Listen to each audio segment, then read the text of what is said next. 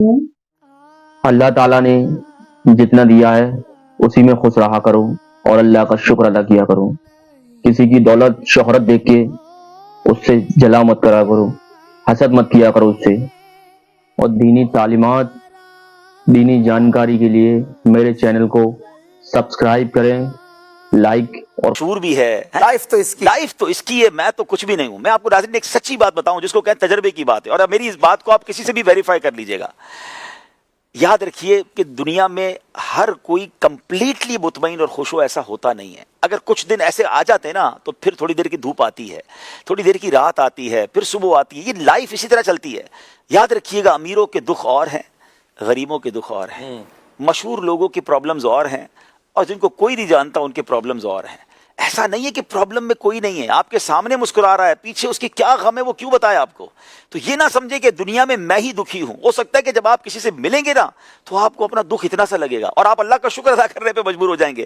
آپ یقین کریں اشفاق بھائی, ایسے ایسے میں نے دکھ دیکھے ہیں لوگوں کے, آپ کے ساتھ بھی ہوتا ہے, کیونکہ لوگ ہمیں عموماً دعاؤں کے لیے کہتے ہیں. وہ اپنا پرابلم شیئر کرتے ہیں, پیروں تلے زمین نکل جاتی ہے کہ یار میں تو سوچ رہا تھا مجھے میرا پرابلم اتنا بڑا, اس کے پاس تو کتنا بڑا پرابلم ہے. میرا نارملی تاجران سے ملنے کا موقع ملتا ہے تو میں عموماً شخصیات سے ملتا ہوں, بڑے لوگوں سے ملتا ہوں. اشفاق بھائی کروڑوں کی گاڑیاں باہر کھڑی ہیں, ملازمین کی لائن لگی ہوئی ہے, اور جب سیٹھ صاحب کان میں اپنا مسئلہ بتاتے ہیں نا تو بندہ کہتا ہے یار یہ کتنے بڑے دکھ میں ہے, اس کو نیند کیسے آتی ہوگی.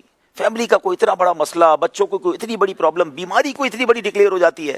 تو یہ مت کہو کہ جناب صرف میں دکھی ہوں. اللہ نے جس حال میں رکھا ہے شکر ادا کریں, صبر کریں اور نعمت حاصل کریں. اب آتے بے صبری کس کو کہتے ہیں. پرابلم یہ ہے کہ ہم پورے جہان کو بتا کر پھر آخر میں کہتے ہیں جناب میں تو صبر ہی کر رہا ہوں. سارے محلے کو پتا, سارے گھرانے کو پتا, سر میں درد ہے وہ بھی سب کو پتا, بلکہ اب تو اسٹیٹس لگا دیتے ہیں. پہلے تو کسی کو بتاتے تھے یار طبیعت ٹھیک نہیں ہے, ناٹ فیلنگ ویل ہے, فیلنگ بیڈ اور فیلنگ سک, اور پتہ نہیں کتنے تو وہ بن گئے ہیں. اچھا بڑی مارکیٹ خراب ہے, کاروبار بالکل نہیں چل رہا, کبھی زبان پر شکر آتا ہی نہیں یار. کیوں یہ کہتے ہیں؟ اللہ نے کروڑ سے آپ کو اچھا بنایا. تو بے صبری کہتے ہی اس کو جناب. صبر تو یہ ہے کہ میں جانوں میرا رب جانے. وہ شعر ہے نا, کسی کا احسان کیوں اٹھائیں, کسی کو حالات کیوں بتائیں. کیوں بتاتے لوگوں کو حالات؟ تم ہی سے مانگیں گے تم ہی دو گے, تمہارے در سے ہی لو لگی ہے. ناظرین میں آپ کو اپنے دل کی ایک بات بتاؤں, نہ بتایا کریں لوگوں, یقین کریں نہ بتایا کریں. وہ کچھ نہیں کر سکتے, بلکہ بعض اوقات ہماری تکلیف کا مذاق اڑاتے ہیں. ہمارے جانے کے بعد بتاتے ہیں لوگوں کو, یہ آیا تھا اپنا مسئلہ لے کر, باتیں بڑی بڑی کرتا ہے, یہ تو بڑی پرابلم میں ہے, اس کا تو یہ پرابلم ہے. ہم لوگوں کو بتا کر حاصل تو کچھ نہیں کر پاتے. کون ہمیں شفا دے سکتا ہے, کون میری مشکل حل کر سکتا ہے سوائے اللہ کے. ہم کیوں لوگوں کو بتاتے ہیں.